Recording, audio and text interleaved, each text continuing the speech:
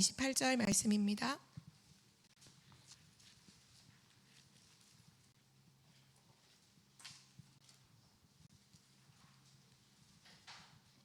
창세기 1장 27절, 28절 우리 두 절 말씀을 함께 합독하시겠습니다. 함께 읽겠습니다. 하나님이 자기 형상 곧 하나님의 형상대로 사람을 창조하시되 남자와 여자를 창조하시고 하나님이 그들에게 복을 주시며 하나님이 그들에게 이르시되 생육하고 번성하여 땅에 충만하라. 땅을 정복하라. 바다의 물고기와 하늘의 새와 땅에 움직이는 모든 생물을 다스리라 하시니라. 아멘. 네, 오늘 말씀의 제목은 창세기의 결론입니다.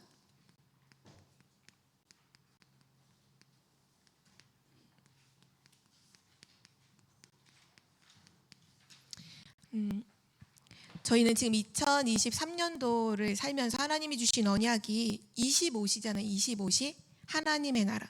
그래서 이번 산업 선교 때 산업 선교 메시지에서 하나님의 나라가 우리의 업에 임해야 한다 이런 말씀을 하셨는데, 그걸 좀 확장을 하면 하나님의 나라가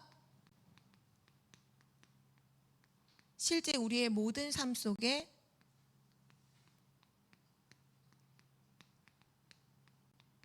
임해야 하겠죠.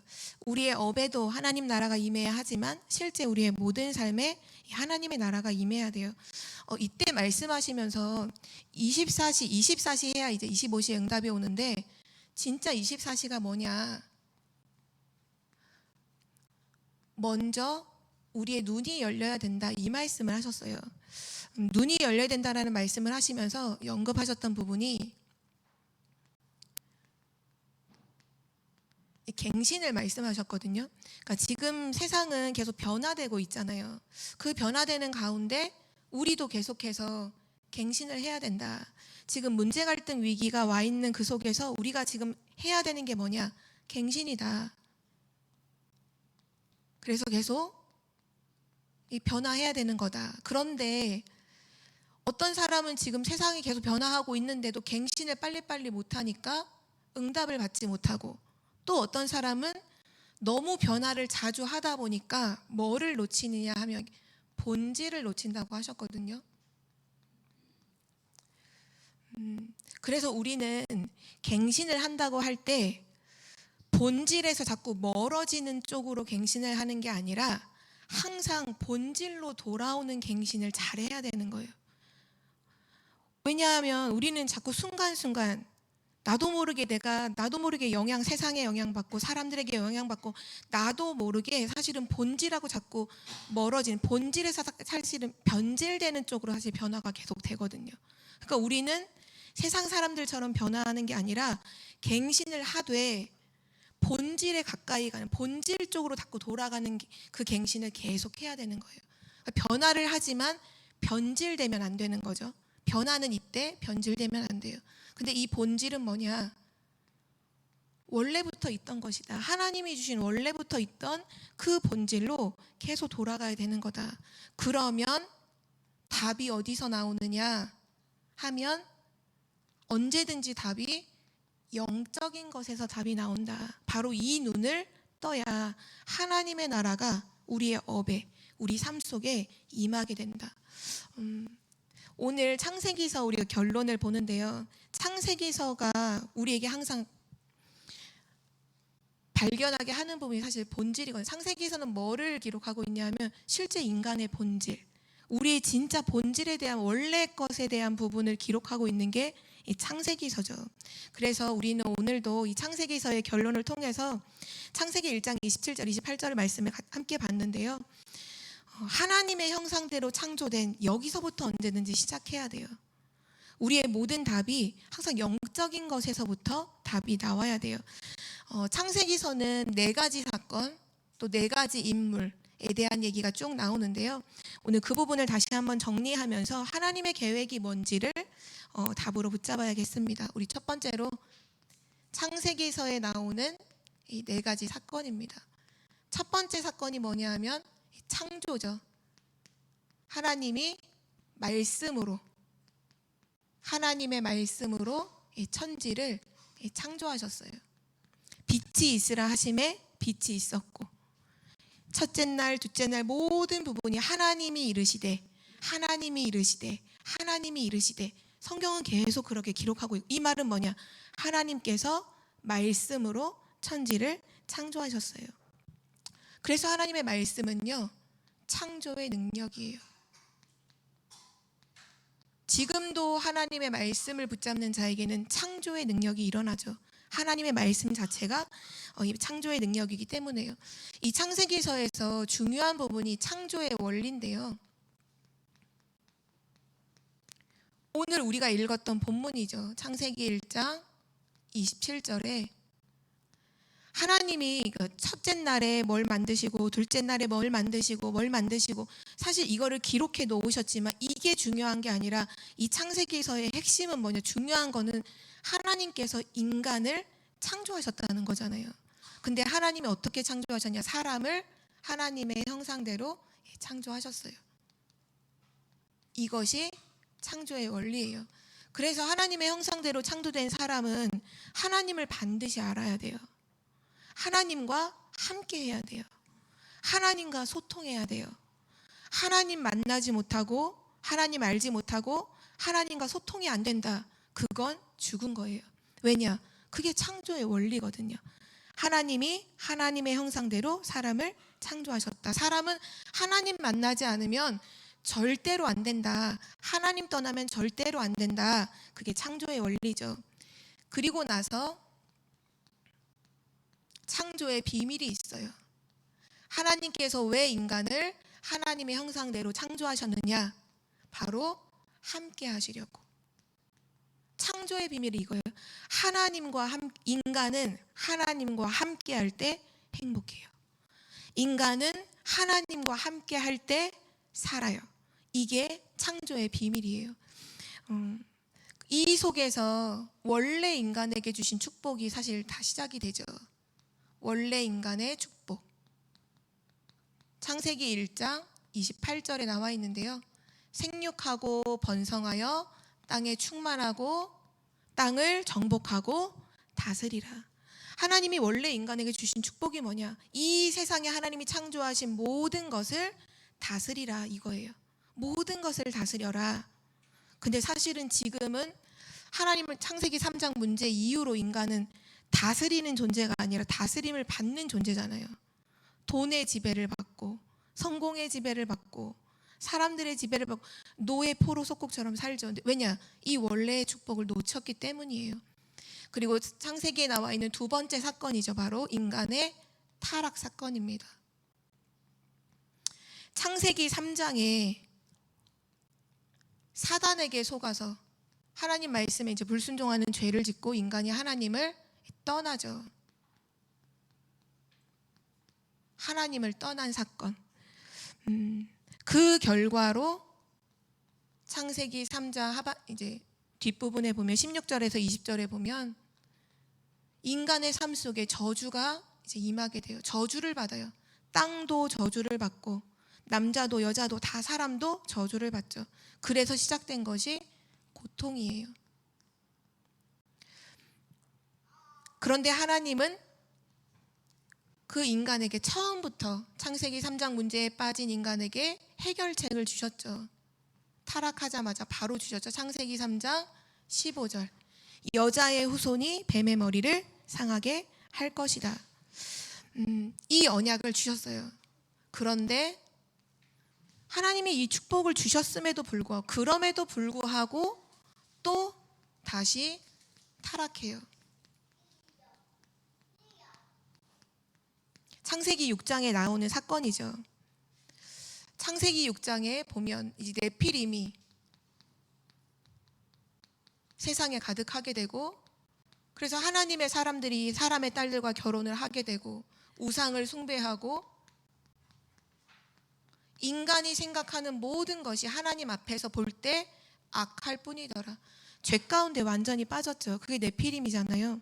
그래서 하나님이 이때 말씀하신 것이 홍수로 심판하시겠다.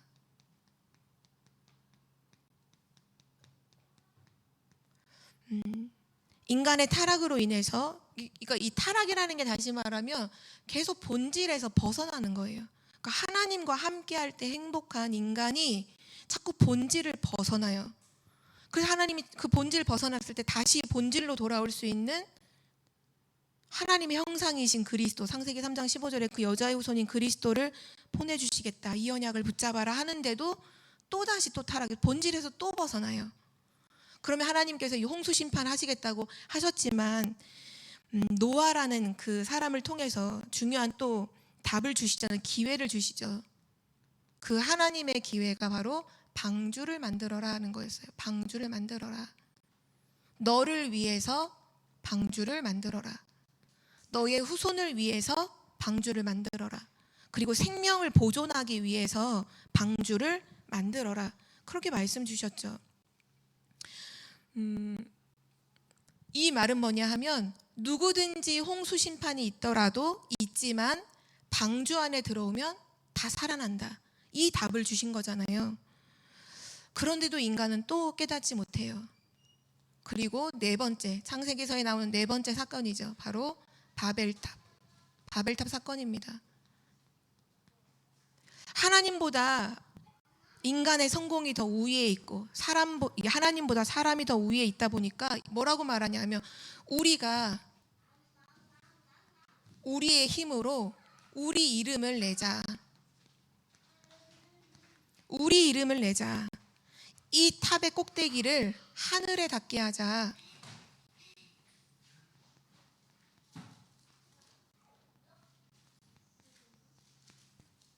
어떻게 보면 지금 이 창세기서에서의 모든 인간의 모습은 창조된 이후로 타락한 그 다음부터는 계속 본질에서 벗어나는 쪽으로 계속 가요. 그리고 하나님은 계속 본질로 돌아올 수 있도록 복음을 계속 주시고요. 이게 반복이 계속 되죠. 결국 하나님 없이 우리가 우리 이름을 위해서 하늘에 우리 이름을 닿게 하자. 흩어지면 하나님은 흩어져서 전 세계에 충만하라 하시는데 흩어짐을 면하자 이러고 있을 때 결국 하나님 바벨탑 무너뜨려 버리시잖아요. 이것이 창세기에 기록되어 있는 네 가지 사건이고요.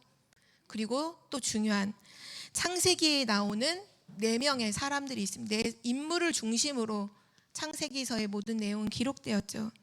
하나님은 이 네 인물을 통해서 뭐를 우리에게 설명하고 계시느냐 하면요, 바로 구원을 설명하고 계세요. 하나님이 우리를 구원하시고 그 구원의 길로 인도하신다는 걸 설명하고 계시죠. 첫 번째로 나오는 인물이 바로 아브라함입니다. 하나님께서 아브라함을 부르셨어요. 바로 하나님께서 우리를 부르신 것처럼 아브라함을 그렇게 부르셨죠. 그리고 말씀하신 것이 너는 너의 그 친척 아버지의 고향을 떠나서 내가 내게 지시하는 땅으로 가라. 갈대아 우르를 떠나라. 그리고 내가 너에게 지시하는 땅으로, 그 땅이 가나안 땅이었죠. 가나안으로 가라. 이 얘기는 단순히 살고 있는 지역을 떠나서 옮겨서 다른 곳으로 이동을 해라라는 말이 아니라 갈대아 우르를 떠나라, 이 말은 뭐냐면 하나님을 떠난 그 삶을 거기서 빠져나와라, 이 얘기죠. 하나님 떠난 그 삶의 본질에서 벗어난 거기서 나와라, 빠져나와라. 그리고 가나안으로 가라, 그 말은 언약의 땅이잖아요. 그리스도가 오실 언약의 땅이기 때문에 언약으로 가라, 언약을 붙잡아라, 그 얘기예요. 그러니까 하나님이 우리를 구원해 주신 그 구원의 의미가 똑같아요. 멸망할 수밖에 없는 창세기 3장, 6장, 11장 그 사단의 손에서 빠져나와서 그리스도 언약 붙잡아라. 그게 구원이잖아요. 우리가 구원의 길을 설명할 때 그걸 설명해 주는 거잖아요. 아브라함의 인생을 통해서 이거를 계속 설명해 주시는 거예요. 근데 아브라함이 처음에는 이 말뜻을 못 알아들었어요. 근데 어느 날 이 언약을 딱 깨닫는 그날로부터 아브라함은 방황은 끝났거든요. 더 이상 방황하지 않아요. 우리 인생도 똑같아요. 진짜 이 부분을 깨닫고 진짜 그리스도 언약을 정말 붙잡아야 우리 인생의 방황이 끝나요. 우리가 왜 자꾸 인생이 방황이 되고 자꾸 뭔가 세상에 나가면 혼란스럽고 사람을 만나면 자꾸 흔들려, 왜 그러냐? 아직 여기에 내가 분명한 이 결론이 안 나서 그렇거든요. 아브라함도 가나안으로 비록 오긴 왔지만 처음에 어떻게 왔느냐? 하나님이 분명히 너를 통해서 천하 만민이 막 복을 얻고 막 민족을 이루게 한다고 했는데도 불신앙의 그 꼬리로 그 조카를 데리고 나오잖아요. 가나안에 왔지만 기근 생기니까 막 너무나 빠르게 애굽으로 딱 가잖아요. 그러니까 아브라함이 계속 방황을 해요. 계속 이렇게 해야 될까? 저렇게 해야 될까? 어떻게 해야 될까? 계속 방황을 해요. 근데 어느 날 딱 알았어요. 아, 그렇구나. 나는 지금 이 멸망할 수밖에 없는, 실제 말하면 이 바벨탑을 쌓았던 곳이 우르라는 지역인데, 이 갈대아 우르, 여기서 우상 장사했잖아요, 아버지가. 거기서 완전히 빠져나와서 하나님이 나에게 언약, 이 언약의 땅으로 나를 인도하셨구나. 하나님이 내 인생을 완전히 구원하셨고 책임지시는구나. 그걸 진짜 믿는 그날로부터요, 완전히 방황이 끝났어요. 아들 이삭을 드리라고 할 때 주저함이 없이 드려. 왜냐? 하나님의 언약을 진짜로 믿었거든요. 아브라함의 인생을 통해서 보여주는 게 뭐냐면 결국은 언약을 붙잡으라는 거예요. 언약. 아브라함이, 그래서 우리가 항상 늘 말해요, 믿음의 조상. 그 믿음이 뭘 믿는? 언약을 믿는 거잖아요. 아브라함은 시작에, 결국 말하면 구원에 있어서 시작을 나타내는 사람이 아브라함이에요. 그럼 그 시작이 뭐냐? 구원받은 그 자의 시작은 뭐냐? 언약을 잡는 거예요. 우리가 뭘 잘하고 열심히 하는 게 그건 종교예요. 종교에선 잘해야 된다, 열심히 해야 된다 말하지만 우리 구원에 있어서 시작은요, 언약을 딱 잡는 거예요. 그리스도 언약을 붙잡고 결론을 내는 거죠.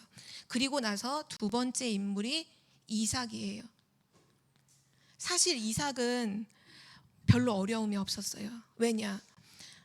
이삭은 그때 그 모리아산 사건을 통해서 완전히 그 복음이 각인돼 버리잖아요.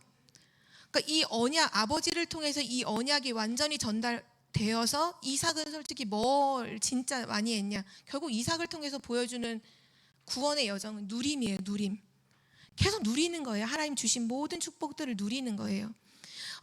사실 이삭에게도 약간의 문제라고 보면 문제라고 할 수 있는 어떤 상황이 있었죠. 그게 뭐냐면 자녀가 없는 거.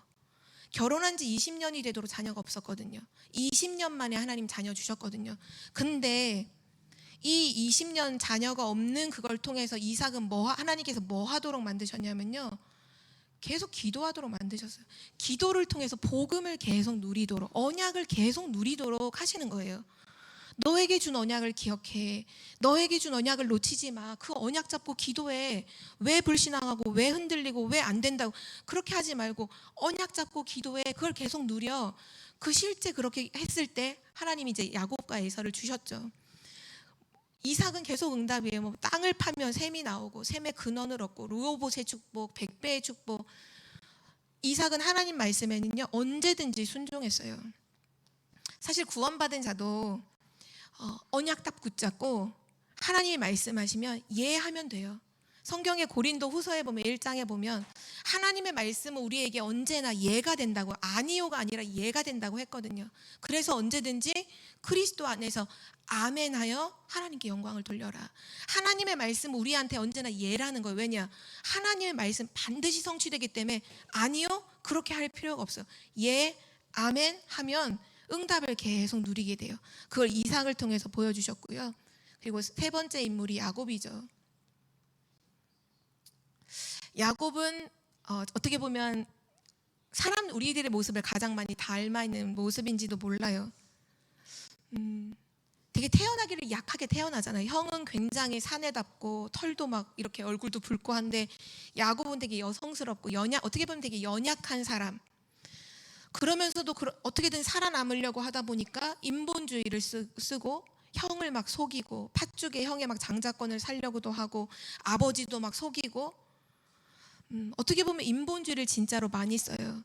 근데 그러한 가운데 하나님께서 이 야곱에게도 언약을 주셔서 야곱을 계속 변화시켜 가세요. 계속 인본주의 쓰던 거 인본주의 쓰지 않도록, 진짜 인본주의의 대가 라반 만나가지고 호되게 당하면서 인본주의 쓸 필요가 없구나. 하나님이 축복하시는 건 누구도 막을 수가 없구나. 하나님이 축복하시는 거 속에서 인본주의 쓰는 거는 소용이 없구나.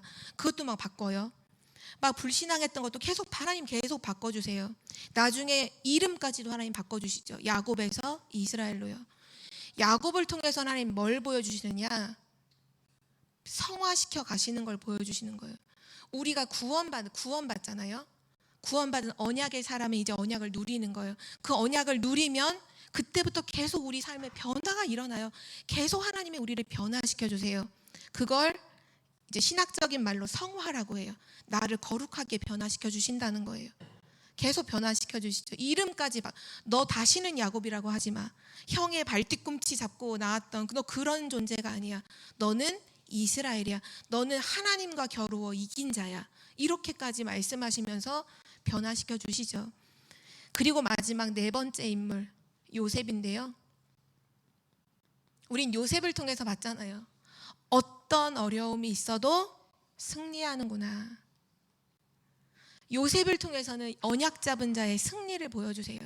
결국 하나님은 이 성경의 네 인물을 통해서 이 네 명의 그 전체 인생을 통해서 뭐를 설명하지?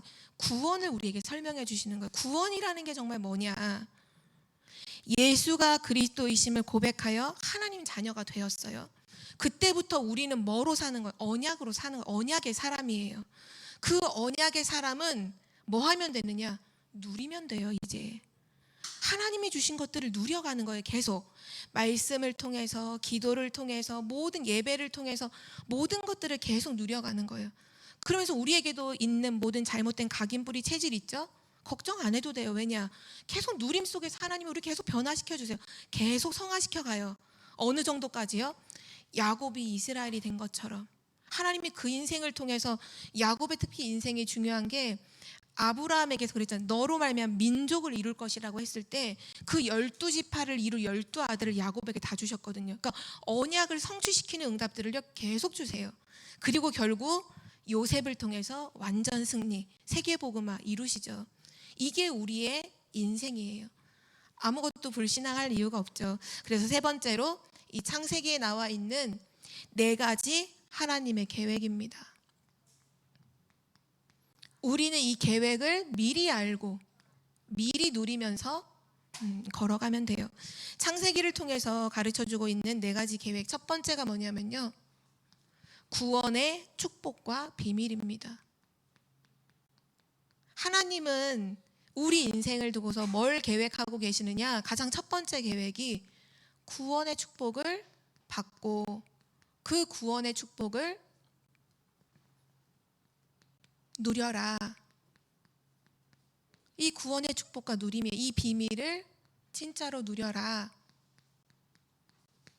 아브라함을 통해서, 이삭을 통해서, 야곱을 통해서, 요셉을 통해서 계속 이 부분을 말씀하시죠. 왜 그러냐 하면요, 하나님이 우리에게 원래 주셨던 원래의 축복이 있잖아요. 창세기 1장 27절, 28절. 그런데 창세기 3장 문제로 인해서 이 축복을 완전히 상실해버렸어요. 하나님을 떠났잖아요. 그래서 인간에게 하나님이 회복시켜 주시려는 거, 그러니까 우리는 태어날 때부터 원래 모습으로 태어나는 게 아니라 창세기 3장 문제 속에서 태어나죠. 하나님을 떠난 상태로 태어나요. 그래서 우리를 향한, 하나님 떠나 있는 원죄 속에 있는 우리를 향한 하나님의 첫 번째 계획은 구원이에요. 우리를 구원하시는 거예요.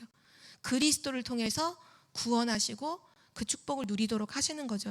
그래서 성경에 보면 쭉 나오는 게, 계속 나오는 게 이 구원에 대한 답을 주시잖아요. 창세기 3장 15절, 창세기 6장 14절에 방주를 만들어라. 또 창세기 12장 1절에서 3절에 보면 가나안 땅으로 가라. 계속 구원의 축복을 누리도록 언약을 계속 주세요. 이것이 하나님의 첫 번째 계획이고요. 두 번째 계획은 뭐냐? 이제 구원의 축복을 받았다면, 이 축복을 누리고 있다면 이 축복을 후대에게, 더 정확하게는 자녀에게 전달하는 것, 그것이 하나님의 계획입니다. 이 축복을 후대에게 전달하라. 그래서 성경 창세기서에 진짜 많이 나오는 부분이 씨에 대한 부분이잖아요. 누가 누구를 낳고 누가 누구를 낳고. 많은 사람들이 있지만 항상 하나님의 그 포커스는 어디에 맞춰, 언약이 어디로 흘러가느냐, 항상 거기로 포커스가 맞춰 있잖아요. 왜냐? 하나님의 계획이에요. 하나님의 계획은 뭐냐? 나를 구원하시고 난 다음에 하나님의 계획은 이 축복을 후대에게 전달하는 거예요. 그래서 성경에 말씀하실 때 나는 누구냐? 아브라함의 하나님, 이삭의 하나님, 야곱의 하나님. 항상 그 족보를 말씀하세요. 나는 아브라함의 하나님, 이삭의 하나님, 야곱의 하나님이다. 왜냐? 이 언약이 후대에게 계속 전달되었거든요. 그거를 쭉 말씀하고 계시고요. 또 마지막에 그 야곱이 죽을 때도 유언을 하잖아요. 다 자녀에게 유언을 해요. 언약을 가지고 딱 유언을. 왜냐? 그게 뭐냐? 언약을 전달하는 거예요. 축복 기도해 주잖아요. 머리에 손 얹고. 이삭도 그때 막 눈 멀었을 때 막 음식 만들어 오라고 했지만 그 이유가 뭐냐? 축복 기도해 주려고 하는 거잖아요. 그 축복이 뭐냐면요, 다 전달하는 거예요. 전부 다 축복 기도로 전달을 해줘요. 또 할례를 통해서도 그 부분이 다 언약을 각인시키는 전달을 계속하는 거죠. 사실 지금은 어떻게 보면 이 교회 안에서 이런 후대들을 두고서 이제 교사들이, 교회 안에 교사들이 많이 있다 보니 교사들이 다락방을 하는 경우 되게 많지만요. 사실 본질적으로 보면 신명기서 6장 4절에서 9절에 나오는데 이제 가정에 주신 언약이에요. 부모에게 주신 언약이 뭐라고 말하면, 너는 마음을 다하고 뜻을 다하고 힘을 다해서 먼저 너가 하나님을 사랑해라. 그리고 나서 부지런히 너의 자녀에게 가르쳐라. 먼저 부모가 각인하고 이 언약을 각인하고 구원의 축복을 진짜 누리고 그리고 나서 자녀에게 가르쳐라. 언제? 앉았을 때에든지 일어날 때에든지 길을 걸어갈 때에든지 문설주에도 바르고 문지방에도 바르고 손목에도 매고 이마에도 매고 자녀에게 계속 그게 뭐냐? 전달하라는 거예요. 왜냐? 이건 하나님의 계획이거든요. 그래서 사실 집에서 자녀들을 두고요, 다락방을 시작하세요.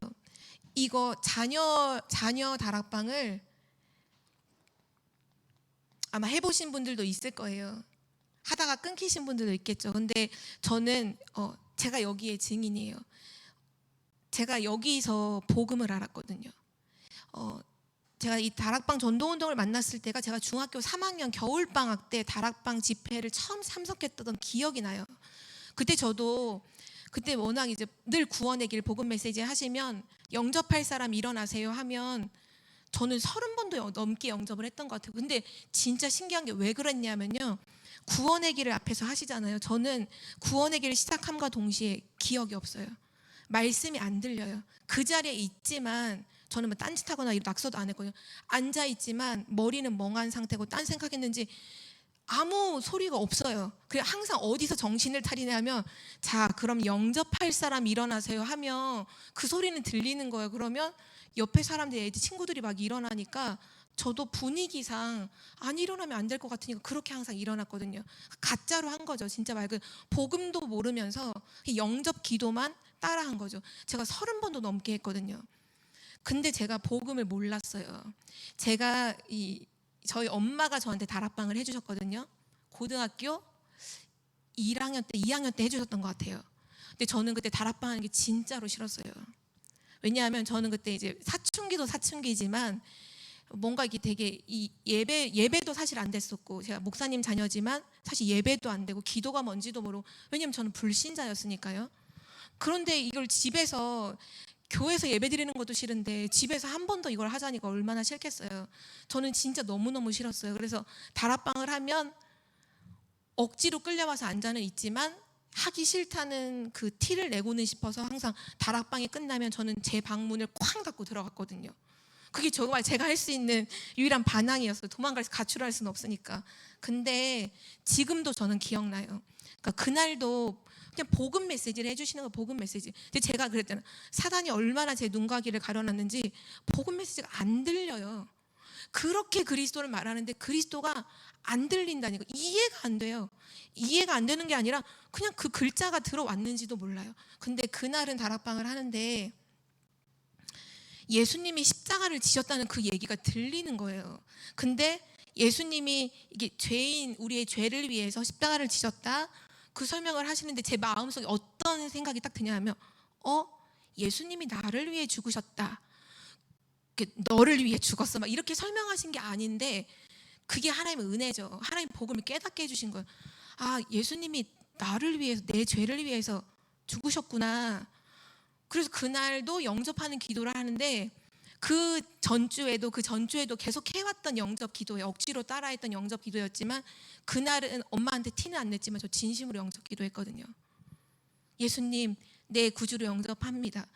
제가 그때 진짜 영접했어요. 저는 그래서 지금도 언제 구원받았냐고 항상 물어보면 저 고등학교 2학년 때 그때 다락방 하다가 저 그때 영접했다고 항상 얘기하거든요. 그 이전까지 30번도 더 영접했어요. 영접 기도를 따라했어요. 근데 그건 영접이 아니에요. 왜냐? 영접하는 자, 곧 그 이름을 믿는 자가 믿는 것이 영접이잖아요. 전 예수 그리스도를 안 믿었거든요. 근데 이때 자녀 다락방 엄마가 억지로 해주셨던 그때 영접해. 근데 이게 다락방이 또 언제 끝났는지는 몰라요. 그것도 기억은 안 나요.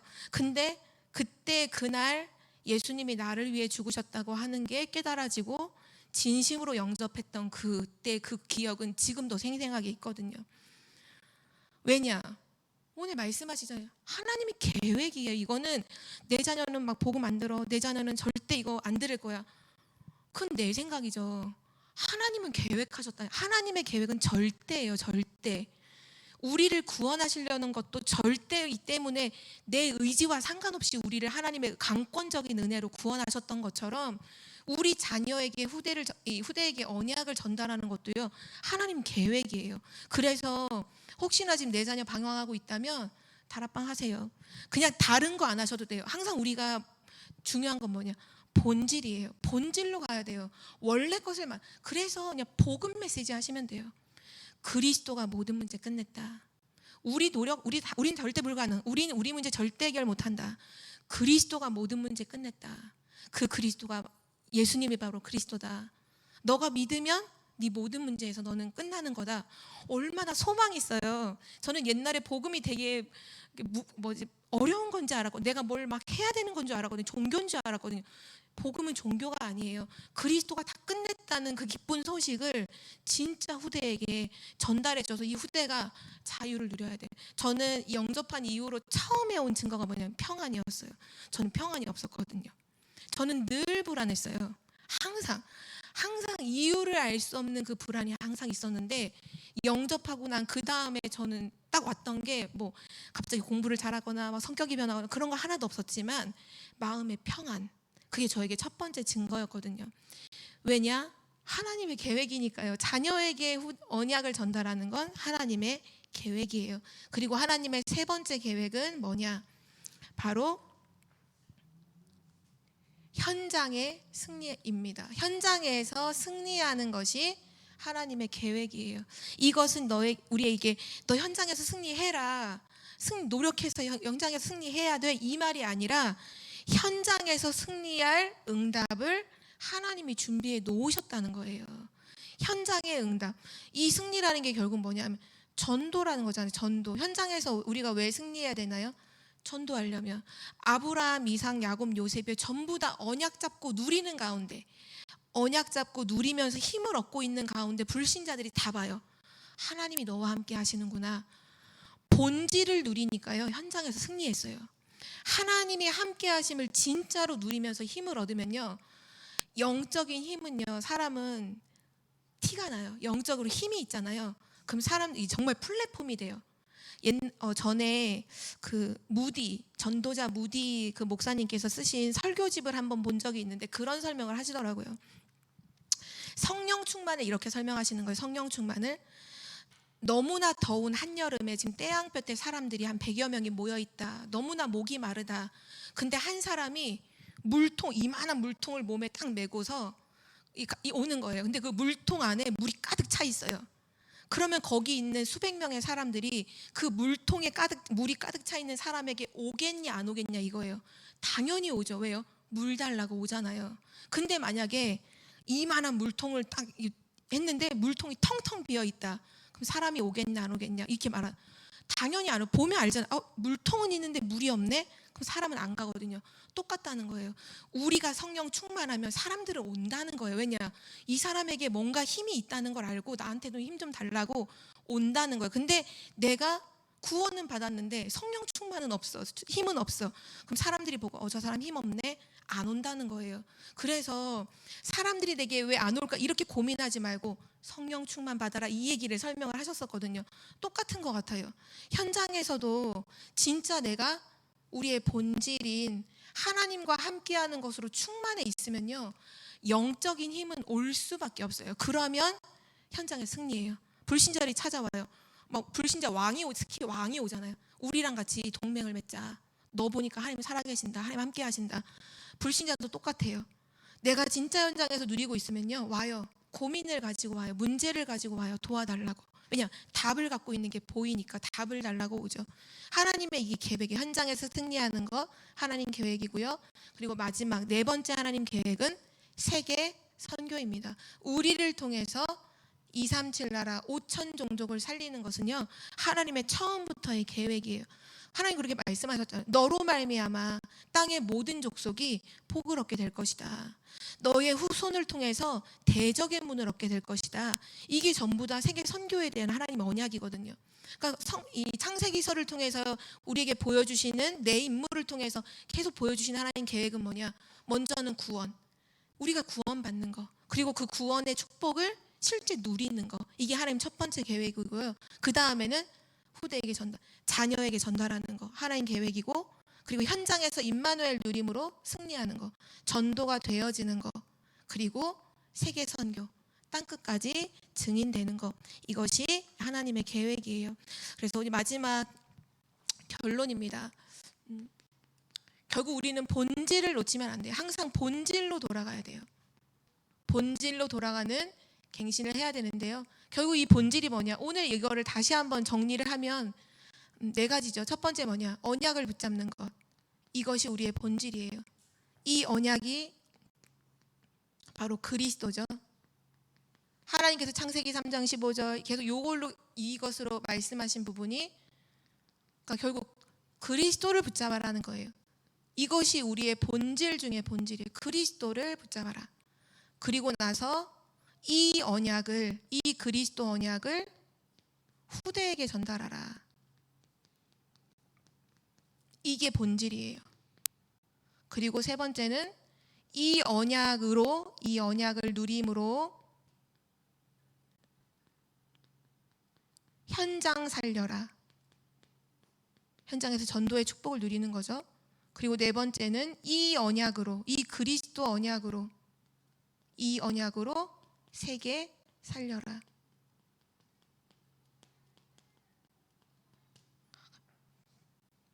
언약으로 결국 나를 살리고, 이 언약으로 후대 살리고, 이 언약으로 현장 살리고, 이 언약으로 세계 살리는 것이 본질이에요. 이게 언제나 본질이에요. 그렇다면 우리는 항상 이것을 매일마다 점검해야 돼요. 내가 오늘도 본질 속에 있는지 매일 나를 점검해야 돼요. 다른 거 조금 못해도 돼요. 다른 거 조금 실수해도 괜찮아요. 안 해도 괜찮아요. 좀 못해도 돼요. 근데 이것만큼은 절대로 놓치면 안 돼요. 어떻게 보면 우리가 자꾸 시간이 가면 사단이 진짜 교묘한 게 본질은 놓치고 다른 거 되게 열심히 하게 만들거든요. 그래서 힘 빠지게 만들어요. 그게 사단의 역사예요. 교회 와서 막 일 진짜 많이 하고 막 이것저것 오모한 거 다 하는데 이 본질은 안 한다. 진짜 어리석은 사람이에요. 다른 거 좀 못해도 괜찮아요. 근데 이 본질을 진짜 한다. 그 사람은 하나님이 기뻐하시는 사람이죠. 그래서 우리는 이 본질을 매일 점검하면서 뭐 해야 되냐면, 여기 점검하다 보면 내가 지금 안 되고 있는 것이 반드시 나오거든요.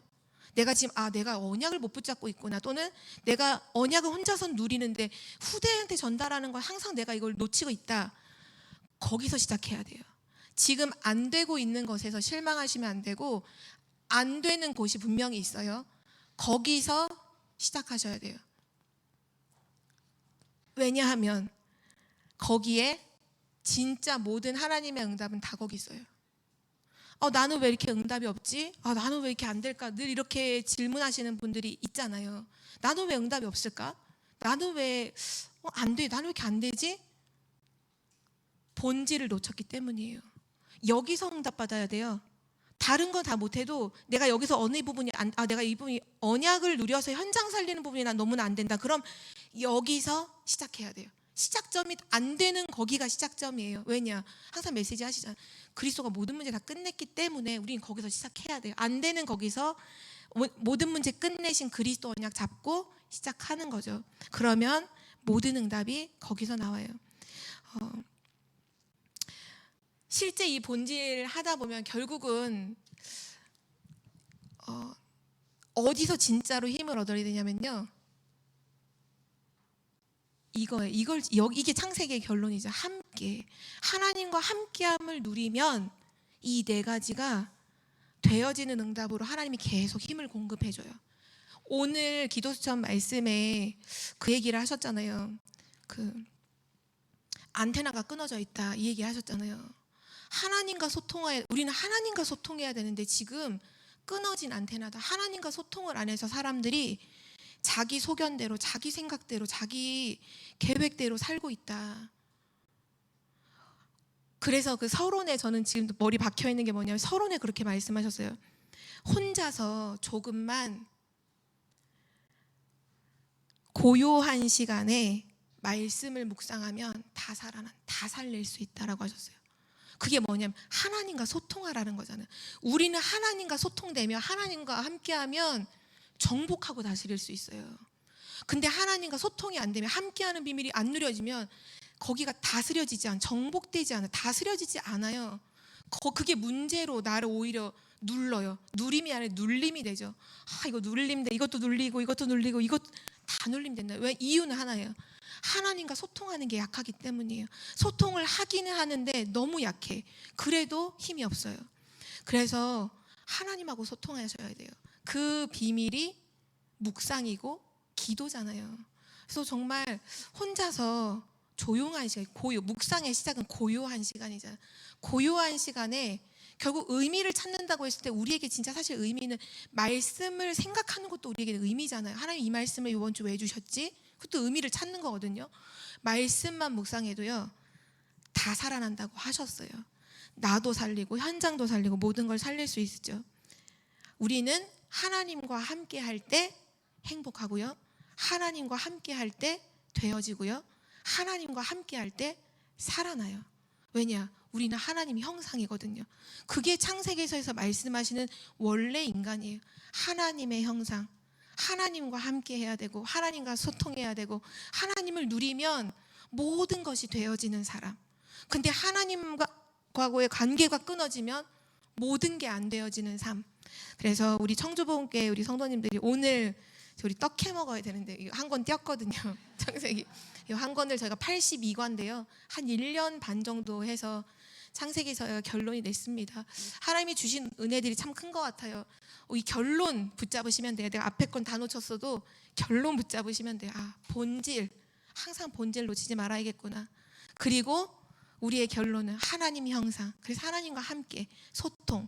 항상 이 은혜가 있는, 이 힘이 있는 우리 청조분교회 성도님들 되시기를 기도합니다. 하나님 감사합니다. 우리를 하나님의 형상대로 창조하시고 하나님과 함께하는 참 구원의 축복을 주시니 감사를 드립니다.